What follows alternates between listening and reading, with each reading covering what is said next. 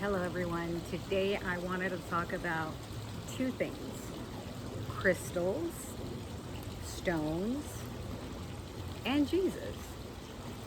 A lot of Christians, what people consider themselves Christians, they always come at me with questions or trying to tell me things about crystals and how it is not accepted for Christians, people that follow Jesus, because to me, Christians are the ones that are following Jesus, right? If you want to put a name on it. So I consider myself Christian, but I follow my heart and I follow God. I follow my spirit that is connected to God, right? So again, people ask me about crystals, that it says very specific that we're not supposed to adore and carry crystals because they could be possessed, all these different things. So crystals, stones, just like everything else on earth, God created. And God created it for us. Crystals have a lot of benefits, just like herbs have a lot of benefits for us. We can use herbs in a negative way, like for example, the flower poppy. We can make it into cocaine, or we can eat it. We can eat the cocoa leaves, and it's natural, it's not processed. So we can use the same plant for two different things, for good or for bad. Water, for example, right? You can drown in water, but it also will, you know, give the body what the body needs. It will quench our thirst, right? So water can be looked on both ways. Same thing with crystals. Intentions are key. So I don't pray to crystals. I know they have certain benefits. For example, amber. Amber is good for inflammation. It's good for people that have arthritis. It's good for babies that are teething. So if you wear amber, it helps you with that. So for example, my father, he's 93. I got him 2 bracelets. He now wears 1 on each hand. And it seems to be a little bit better. It's going to take time. It's not going to happen overnight, just like anything natural, right? So again, it's intentions. It's what are we going to put on it? We keep pointing the finger, guys. We keep finding something wrong with everyone and everything. I could find something wrong with everyone too, and with everything, because there's always a good way to look at it and a bad way to look at it. There's always two. Now, I'm going to get to Jesus. So Jesus, there's a code that Jesus knew. He was connected to God, but he also studied. And he studied kundalini. He studied yoga for many, many years while he was MIA, when people said, oh, we don't know where he was at, from the time he was, I think, 11 till the time he was in his 30s. He was in India. Now we know this. He was in India and he was studying kundalini. He was connecting to God. Now, yoga and crystals and all this has a really negative attachment to it. And I myself had a negative idea about it as well, because there's a lot of confusion. Kundalini used to be only for people very high up that had been studying for a long time. So things, I'll give you an example. So things that we're learning today just in a 3-minute video on YouTube on how to practice Kundalini, some people weren't allowed to do that unless they studied for 10 years in a cave by themselves, silence, and they would learn these lessons, and then they would study what we're learning right now. So basically what I'm trying to tell you is that we have all this access of knowledge, but we're misusing it. So anything, when you're not connected to God and you're meditating and you're putting, your dark intentions or negative intentions and letting anything in, then negative things are going to come in. That's why it's extremely important that your intention is always first with God, yourself, and then the world. You have to take accountability. And again, I talk about crystals because in Revelations, it speaks how crystals, specific crystals, and stones adorn heaven, right? And aren't we supposed to have heaven? God's supposed to give us heaven for 1,000 years of love and peace on earth, right? So yeah, God gave us a bunch of gifts. We got to be careful what we do with those gifts, and we have to follow our heart and follow love. When you follow love, you're following Jesus, because Jesus was about love. And I bring up Jesus in that way because that's probably something you didn't know. He went to India, he studied kundalini. You know, kundalini yoga talks about what Jesus studied was the mala beads. They come from India, and they come from practicing meditation. And what it is, it's 108 beads. And it is a sacred number because 1 means you, 0 means everyone, and 8 means infinity. And it's also a sacred number because there's many things that equal 108. So for example, Earth to the sun, if you draw, let's see, the size of Earth 108 times to the sun, that's the length. So 108 Earth is the length from here to the sun. So it's a sacred number, and the way they're meant to be used is for affirmations and positive, loving things, nothing negative. The rosary, which is the Roman Catholic Church, took a spin on the mala beads, and they created the rosary. Only they do different things, and they're praying to different saints, etc. That's a whole other video. But again, so Jesus was studying what we know now, which is kundalini yoga, etc. But he was studying, I'm sure, I haven't read the scripts, but they're out there, with people that had been doing this for a long time. There is a part where I know that they wanted him to stay and become the second living Buddha, and he could have had a great life and been, you know, honored and everything for being so enlightened, but he knew his path. He knew he had to go back to Jerusalem. He had to go back to the Middle East to fulfill prophecy, right? Because when you connect to self, you connect to God, right? And God basically reminds you what you signed up for, right? So again, with with kundalini and any type of meditation and any type of really putting yourself into anything, can have consequences, good or bad. So when doing meditation, kundalini, you can be opening a lot of doors, and things only come to you if you accept it. And a lot of the times when people are in a dark moment, they'll accept things without really knowing.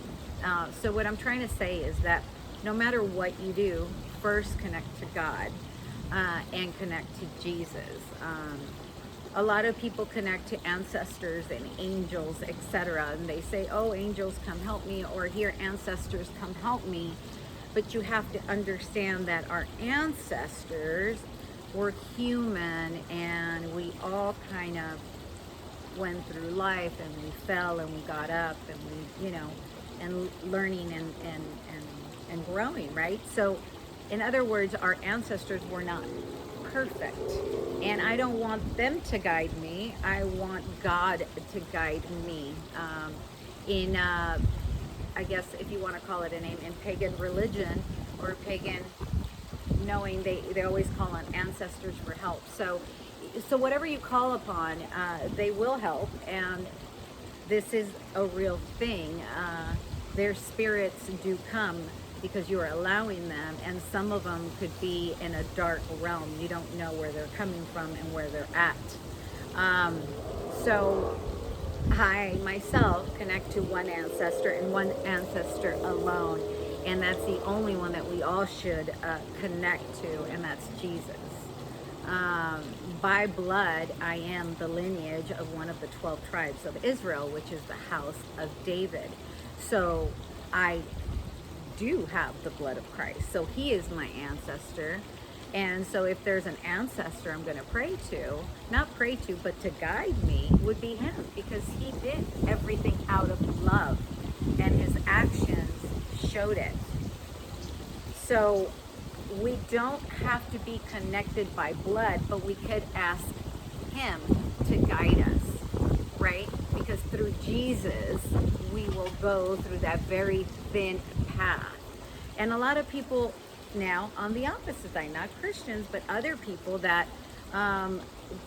you would call them New Age, they would say, well, Jesus is love. It's the same thing, right? So we're following love and we're going through this gate.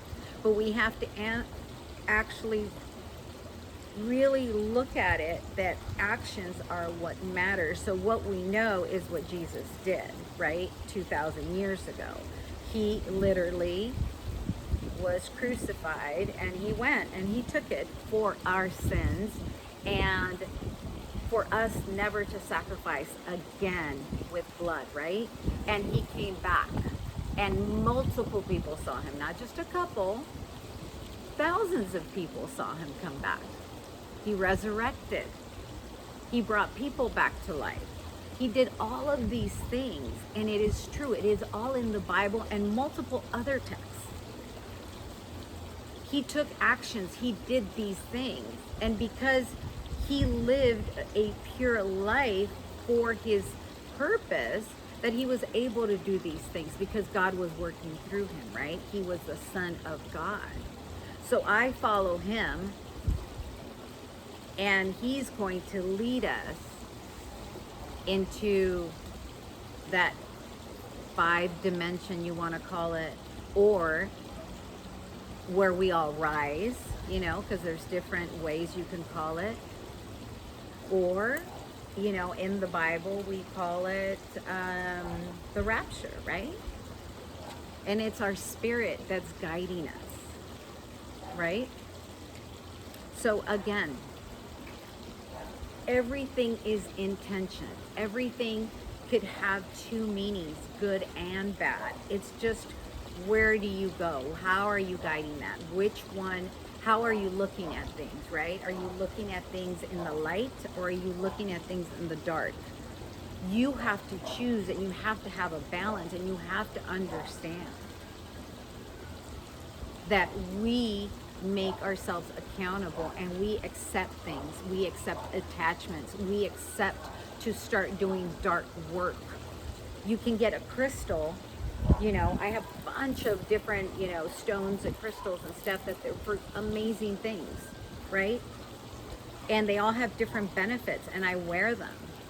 But people can use the same thing and start doing dark work and putting dark energy into it, because it is something that was here even before us. It has all kinds of elements, and so it will attract things. So if you put darkness into it, it's going to be dark. If you put light into it, it's going to be light. So you have to understand that the Bible, what we follow is a bunch of scriptures from different people. So there were a bunch of books, and then they put it into a Bible. So King James made it, which is the most common one. He grabbed X amount of books and said, these are the ones that are going to go in. And these were, you know, that's all they knew. Some of them didn't even make it, and some of them weren't even found at the time. So we have some information, but we don't have all of it. We now have a lot of stuff in the last 100 years because they were able to find in Egypt a bunch of things that were stored for over 2,000 years, and there were scrolls, the Dead Sea Scrolls, right? And they were written by Jewish descendants. They were called Gnostics. They wrote down all the knowledge, everything that they had about Jesus. And they had to hide it because if they were found with this, they would be killed by the Roman Catholic Church at that time. The Roman Catholic Church did not allow anybody to have any knowledge whatsoever, only the chosen people. So just a priest, rabbi, etc. were the only ones that could read the word. So then King James comes and he makes it accessible in mass quantities.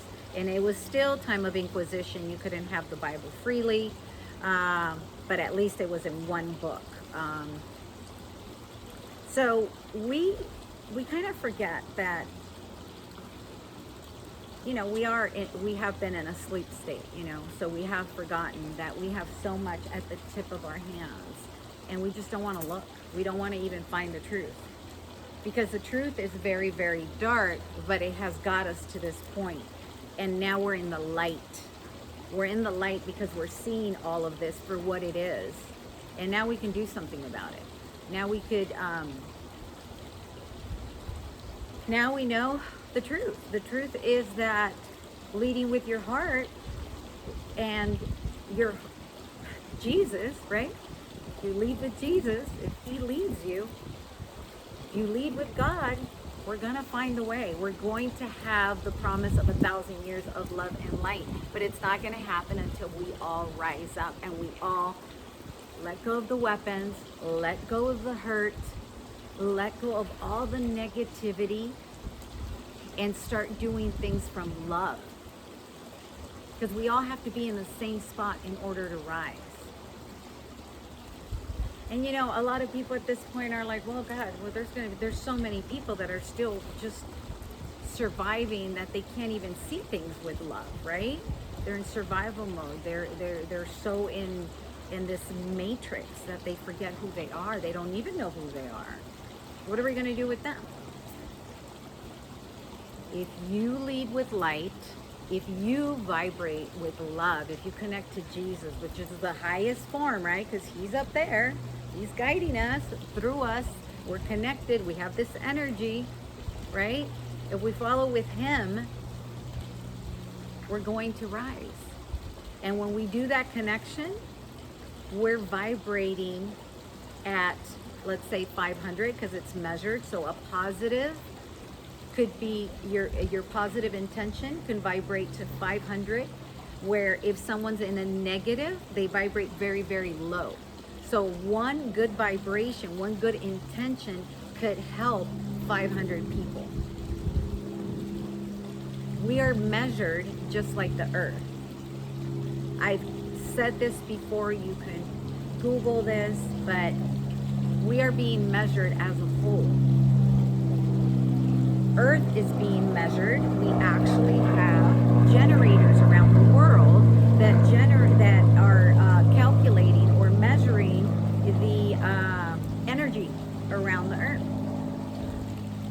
So, for example, when Princess Diana died, and it impacted so many people, people had that empathy, and people were all connected on one same thought, and they were thinking of that loss. So they were able to measure that the earth's vibration, the energy had gone up. When 9/11 happened, same thing. So when we get into that heart space of compassion and just trying to help one another because we're all the same, that's when we rise, right? So again, it doesn't have to be everyone. We want everyone, but you count. You can help 500 people rise if you just start leading with God leading the way, Jesus leading the way.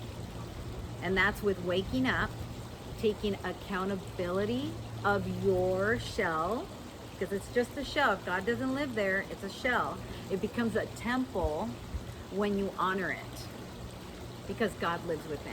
When you start to honor your temple, it's a temple. It is what it is.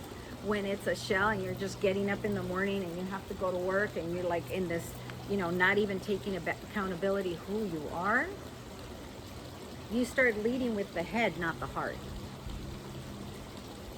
And then things start to happen because you're just taking everything from the world instead of connecting with yourself before leading out.